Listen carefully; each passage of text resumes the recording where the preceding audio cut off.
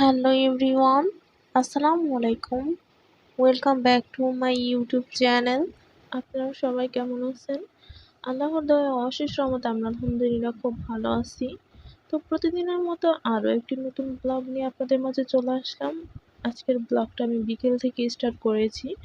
বিকেলে আমার হাজবেন্ড একটু আমাদের এখানকার মাঠে গিয়েছিল, মানে আমাদের জমি থেকে মরিচ ছিঁড়ে আনবে, কাঁচা মরিচ।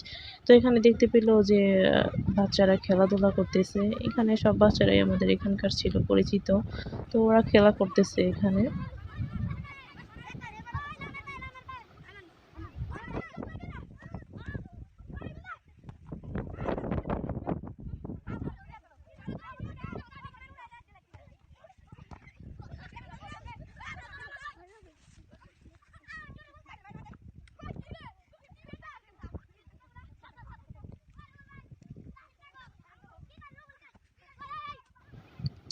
এই তো আমাদের জমির এখানে চলে আসছে, আর বাসায় খাওয়ার জন্য এই কয়েকটা মরিচ গাছই লাগানো হয়েছিল, কিন্তু বাসায় খাওয়া তো আর হয় না। কারণ হয়তো এক এক গাছে 2-3টা করে এরকম করে মরিচ আসে অনেকদিন পর পর।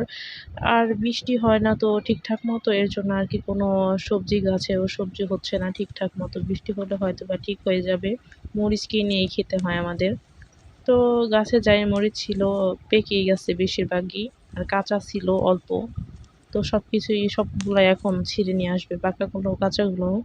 এরপর বাড়িতে চলে আসে। ওই দিন আর কোনো ভিডিও করা হয়নি। তারপরের দিন এখানে সকালে খাবার খাওয়ার আগে আমি এই মুরগির মাংসের তরকারিটা একটু গরম করে নিয়েছিলাম।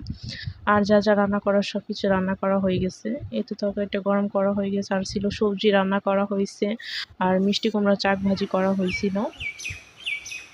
তারপরে খাওয়া দাওয়া শেষ করে আমার হাজবেন্ড ঢাকা চলে যাচ্ছে।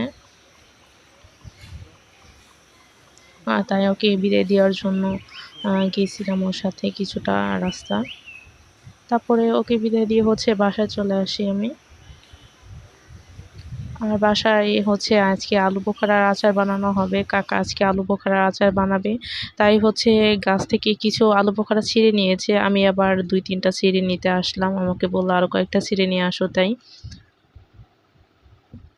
কালারগুলো তো মাশাআল্লাহ খুব সুন্দর হয়েছে। আর আজকে অল্প কিছু আলু বোখারা দিয়ে আচার বানানো হবে, কারণ এটা আমাদের ফার্স্ট টাইম আলু বোখারা আচার ট্রাই করা। তাই অল্প কিছু আলু বোখারা দিয়ে বানাবে। যদি টেস্ট হয় তাহলে আবার বানানো হবে বেশি করে। তো এখানে আলু বোখারাগুলো ধুয়ে একটা কড়াইতে দিয়ে দিয়েছে, আর একটু লবণও দিয়ে দিয়েছে। ভাবছিলাম যে এটার মধ্যে থেকে পানি উঠবে হয়তোবা, কিন্তু পানি ওঠেনি। তাই এক্সট্রা করে পানি দিতে হয়েছে এগুলো সেদ্ধ হওয়ার জন্য। তারপরে সেদ্ধ হয়ে যাওয়ার পর পরিমাণ মতো চিনি দিয়ে দিল। আর এখন অনবরত নাড়াচাড়া করতে হবে এগুলো গলিয়ে নেওয়ার জন্য। তো আপনাদের কাছে আমার একটা ছোট্ট রিকোয়েস্ট, যারা আমার চ্যানেলটি সাবস্ক্রাইব করেনি তারা আমার চ্যানেলটি সাবস্ক্রাইব করবেন, লাইক কমেন্ট শেয়ার করবেন, নিয়মিত আমার ভিডিওগুলো দেখবেন।